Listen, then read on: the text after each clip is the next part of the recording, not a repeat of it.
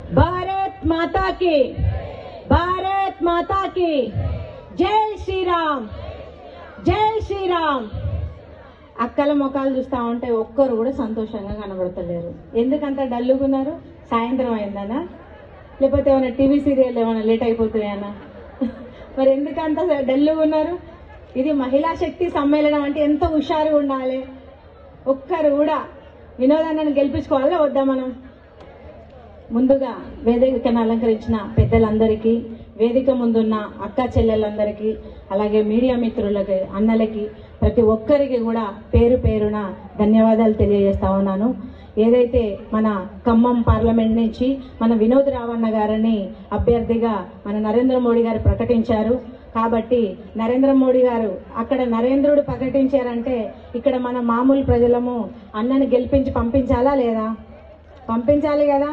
పంపించాలంటే మనం అందరం చాలా ఉత్సాహంగా పరిగెత్తినట్టుగా పనిచేయాలి. మనం అందరం కూడా ఎలక్షన్స్ 13 తారీఖు నాడు, మే 13 తారీఖు నాడు ఎలక్షన్స్ ఉన్నాయి.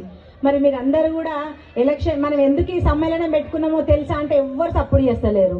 ఇప్పటిదాకా ఎవరు మీరు అంటే ఎలక్షన్స్ గురించి తెలియరా, లేకపోతే తెలిసి తెలియనట్టుగా ఉన్నారా?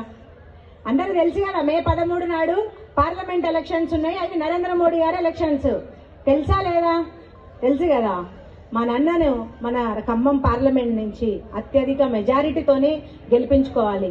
అన్న గురించి మేము వస్తూ మామూలుగా అడిగితే అన్న చాలా ఎట్లా అంటే కమలం పువ్వు ఎంత శుతిమెత్తగా ఉంటుందో అన్న మనసు కూడా అంతే మంచిది అని చెప్పేసి చాలా మంది చెప్పడం జరిగింది. చాలా అమాయకుడు, ఆయన ఎవరి జోలికి వెళ్ళరు, తన పని ఏదో తను చేసుకుంటారు. మహిళల పట్ల, ప్రత్యేకంగా మహిళల పట్ల చాలా రెస్పెక్ట్గా ఉంటారని చెప్పేసి కూడా చాలా మంది చెప్పడం జరిగింది. చాలా సంతోషం. ఇవాళ రేపు మనకేం కావాలి? మహిళలను గౌరవించడం కావాలి. అవునా కదా? అది మన అన్న దగ్గర పుష్కలంగా ఉంది. మనం ఏం చెప్పినా వినే అంత ఓపిక అన్నకుంది. కాబట్టి అన్నని గెలిపించుకొని మనకు కావలసిన పనులు అన్నతో చేపించుకోవచ్చు. ఇంకోటి, గల్లీలో ఎవరున్నా కూడా ఢిల్లీలో మాత్రం నరేంద్ర మోడీ ఉండాలి, ఇక్కడి నుంచి వెళ్ళే మన వినోద్ రావు అన్న ఉండాలి. అది గుర్తుపెట్టుకోండి. అబ్ కీ బార్ 400 పార్ అంటే ఇప్పుడు మన నినాదం ఏంటి అంటే 400 సీట్లు మన సెంట్రల్లో మన నరేంద్ర మోడీ గారికి మనం అందరం కూడా కష్టపడి గెలిపించి 400 సీట్లు సంపాదిస్తే, ఆ 400 సీట్లు ఎందుకు అని అంటే మనం ఏదైనా బిల్లు ప్రవేశపెట్టాలి అనుకున్నప్పుడు మనం ఇప్పటిదాకా మహిళలకు 33% రిజర్వేషన్ అని అనుకుంటున్నాం. ఆ బిల్లు ప్రవేశపెట్టాలి అని అంటే పూర్తి మద్దతు మనదే అయి ఉండాలి. ఇంకో పార్టీ వాళ్ళు ఒకరు ఏమంటారంటే ఏ మహిళలకు పెత్తనం ఎందుకు అని ఇంకొకరు అంటారు, ఏ మహిళలకు పెత్తనం ఇస్తే ఆగరు అని ఇంకో పార్టీ వాళ్ళు అంటారు.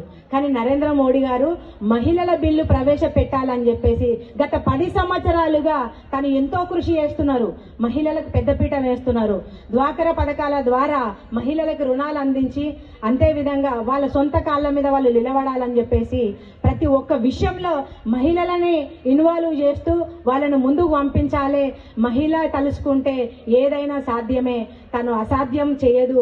తన కుటుంబాన్ని ఎంత చక్కగా తీర్చిదిద్ది ముందుకు తీసుకెళ్తుందో దేశాన్ని కూడా అంతే చక్కగా తీర్చిదిద్దుతుందని చెప్పేసి నరేంద్ర మోడీ గారు ఫస్ట్ నుంచి డే 1 నుంచి ఇప్పటి వరకు కూడా ప్రతి ఒక్క విషయంలో మహిళలని ఇన్వాల్వ్ చేస్తూ ఆ ప్రతి ఒక్క కార్యక్రమాన్ని ముందుకు తీసుకెళ్తున్నారు. మనకు ఉదాహరణకు చెప్పుకోవచ్చు, ద్రౌపది ముర్ము గారిని ఒక గిరిజన తండాల నుంచి, గిరిజన ప్రాంతాల నుంచి తీసుకొచ్చి తనను ఒక పెద్ద పీట మీద కూర్చోబెట్టడం జరిగింది. అంతే విధంగా ఎంతో మంది మహిళలని మంత్రులుగా నియమించడం కూడా జరిగింది. అంటే ఇదంతా దేనికి? మనమందరం ముందుకు పోవాలి, మహిళలని ముందుకు తీసుకురావాలి. ఎందుకంటే గత ప్రభుత్వాలు ఏవి కూడా మహిళలను ముందుకు రానియలేదు. ఎంతసేపు మనం చూసుకుంటే ప్రచారాలలో ప్రతి ప్రచారంలో మహిళ ముంగట ఉంటది, కానీ ఇట్లా స్టేజ్ మీద మహిళ ముంగట ఉండదు. మరి ఈ రోజు ఈ స్టేజ్ మీద మహిళల సంఖ్య ఎక్కువ కనిపిస్తుంది అంటే దానికి అర్థం మన నరేంద్ర మోడీ గారు మనకిచ్చినటువంటి గొప్ప గౌరవం. అందుకే ఈ రోజు భారతీయ జనతా పార్టీ ముందు ఒక మంచి ఆలోచించి మన మహిళా శక్తి సమ్మేళనాలు ప్రతి పార్లమెంట్లో పెట్టుకోవాలి, మహిళలు గౌరవించుకోవాలి, అంతే విధంగా అన్నలు కూడా మనకు తోడు ఉండాలని చెప్పేసి మన భారతీయ జనతా పార్టీ నిర్ణయించింది. కాబట్టి ఈరోజు ఈ మహిళా శక్తి సమ్మేళనం ఈ మహిళమ్మ తల్లులందరితోనూ కూడా మనం పెట్టుకుంటున్నాం కాబట్టి చాలా సంతోషం. ఇంతమంది అమ్మలక్కల్ని చూస్తుంటే చాలా సంతోషకరం. ఇంకొకటి ఉపాధి హామీ అని మీ అందరికి ఐడియా ఉందా? కరువు పని అంటారు మన ఊర్లలో, అవునా కదా? కరువు పనికి సంబంధించి దానికి ఫండ్స్ ఎక్కడి నుంచి వస్తాయో మీకు తెలుసా? నరేంద్ర మోడీ గారు దానికి నిధులు అందిస్తారు. కానీ ఇక్కడున్న స్టేట్ గవర్నమెంట్లు ఏం చెప్తాయంటే మేమే ఇస్తున్నాము, మా దగ్గరనే నుంచి ఇస్తున్నాము అని. కానీ ఆ ఉపాధి హామీ మనీని కూడా డైవర్ట్ చేసి మన కేసీఆర్ స్వహా పట్టించిండు. అందుకనే సర్వనాశనమై కొట్టుకుపోయిండు దాంట్లోనే. ఇంకొకటి మహిళలను ఎప్పుడు కూడా మన కేసీఆర్ కానీ ఇప్పుడు ఉన్న రేవంత్ రెడ్డి కానీ గౌరవించారు. మీరు ఇప్పటిదాకా చూసుకుంటే ఎక్కడ కూడా మహిళలను ముందుకు తీసుకొచ్చి మహిళలనే గొప్ప అనేది ఎక్కడ కూడా చెప్పలేదు. వేరే పార్టీలకు మన భారతీయ జనతా పార్టీకి ఉన్న వ్యత్యాసం ఇదే. మన భారతీయ జనతా పార్టీలో మహిళని గౌరవించుకుంటది, మహిళని మనము సన్మానం చేసుకోవాలని ప్రతి ఒక్క చిన్న చిన్న విషయాలలో కూడా మహిళనే గౌరవించుకోవాలి. మీరు మిమ్మల్ని ఒకరికొకరు చేదోడు వాదోడుగా ఉండి ముందుకెళ్లాలని చెప్పేసి ప్రతి విషయంలో చెప్తా ఉంటారు. కాబట్టి మనం ఇప్పుడు మన కర్తవ్యం ఏంటి అంటే 13వ తారీఖు నాడు, మే 13వ తారీఖు నాడు మన ఎలక్షన్స్, పార్లమెంట్ ఎలక్షన్స్ ఉన్నాయి. కాబట్టి మనమందరం ఇంత డల్లుగా కూర్చోవద్దక్క, మనం అందరం కూడా హుషారుగా మన ఎట్లా అంటే లేడీ పిల్ల పరిగెత్తుతుంది అంటారు, అట్లా పరిగెత్తి మనం ఒక్కొక్కరం కూడా 10 ఓట్లు, ఒక్కొక్కరు 10 ఓట్లు వేయించినా చాలు అన్న పార్లమెంట్కి పోతాడు, మనకు పని చేసి పెడతాడు. ఇది ఒక్కటి మాత్రం గుర్తుపెట్టుకోండి. మే 13వ తారీఖు నాడు మనకు యుద్ధం ఉంది. ఆ యుద్ధంలో మన మహిళలము గెలిచి తీరాలి, మన మహిళా శక్తి నిరూపించుకోవాలి. భారత్ మాతాకి